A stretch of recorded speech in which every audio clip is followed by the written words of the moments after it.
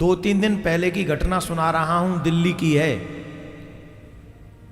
कौन सा एक जगह है बड़ी फेमस, पैसे वाले रहते हैं, बसंत कुंज, बहुत फेमस जगह है दिल्ली में, बसंत कुंज। उस वहां की एक घटना है, सच्ची घटना है। एक स्त्री ने अपने, अब क्या बोलूं, कजन देवर से उसका प्रेम हो गया। मतलब उसके भी देवर था एक सगा, लेकिन चाचा ताऊ का कोई रहा होगा।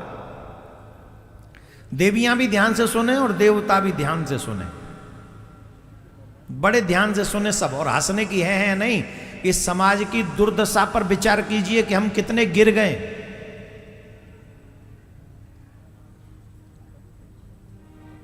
थोड़ा सा समाज की दुर्दशा पर चिंतन कीजिए आप। समाज हमसे, हमारे विचारों से ही निर्मित होता है। जैसे हम होंगे, जैसे हमारे विचार होंगे, वैसे ही समाज का निर्माण भी होगा। सुनो ध्यान से। कजन देवर से उसको प्रेम हो गया। अब वो बीच में जो रोड़ा था, वो रोड़ा तो हस्बैंड ही होगा। उस हस्बैंड को हटाने के लिए वो नित्य नींद की गोली खिलाती थी उसे। क्या? नींद की गोली खिलाती थी। जितने भी पति हैं, रेडी रहो बेटा। हाँ, दूध थोड़ा चेक करके पहले एक गिलास उसी में से अपनी देवी को पिलाया करो। देवी तुम पियो, बाद में हम तुम्हारा प्रसाद लेंगे। हाँ, निवेदन है भैया। नहीं, जो 60 प्लस हो गए उनको कोई टेंशन नहीं, तुम तो आराम से देख लो, तुम्हारी कोई टेंशन नहीं। पैर पीछे करने पड़ेंगे, पैर व्यासपीठ की तरफ होते ही सीधे नरक का द्वार खुलता है। ये सबके लिए बोल रहा हूं। इन्होंने किया, 7 दिन कथा होगी, इसके लिए बहुत जरूरी है आप ये भी सीख ले। कभी भी भगवान की तरफ, माता पिता की तरफ और व्यासपीठ की तरफ पैर नहीं करने चाहिए। माँ बाप की तरफ भी नहीं करने चाहिए पैर। Be careful. तो नींद की गोली, अब वो मैसेज कर रही है कि नींद की गोली पर इस पे असर नहीं कर रही, असर नहीं कर रही। तो थोड़ा जब वो सो गया, तब उस कजन देवर को बुलाया। निर्दयता, निर्ममता की हद पार की। उस व्यक्ति को करंट लगा के मारा, सोते हुए को करंट दे के मारा उसे। भाई हाथ जोड़ रहा हूं, इतनी निर्ममता नहीं आनी चाहिए घर में। ऐसा भी कौन सा भूत सवार है, किसी को मार दोगे तुम? उसे मार दिया, वो मर गया। और मारने वाली कौन? उसकी पत्नी और उसका चाचा या ताऊ का भाई, लड़का, भाई उसका।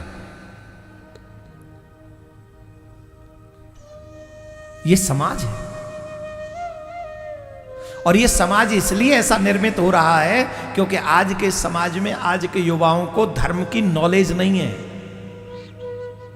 धर्म का ज्ञान नहीं है। जब हमारे बच्चों को धर्म का ज्ञान नहीं होगा तो उन्हें वही लगेगा कि जो मूवी वाले कह रहे हैं, सोशल वाले कह रहे हैं, यही ठीक है। किसी की हत्या करना ये धर्म है? अपने पति, अपनी पत्नी को धोखा देना ही धर्म है?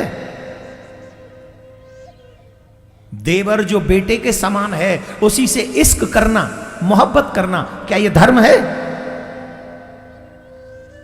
भाभी जो मां के समान है, उस मां पर भद्दी टिप्पणी करना या बातें करना या उनके प्रति ऐसा भाव रखना, यह धर्म है?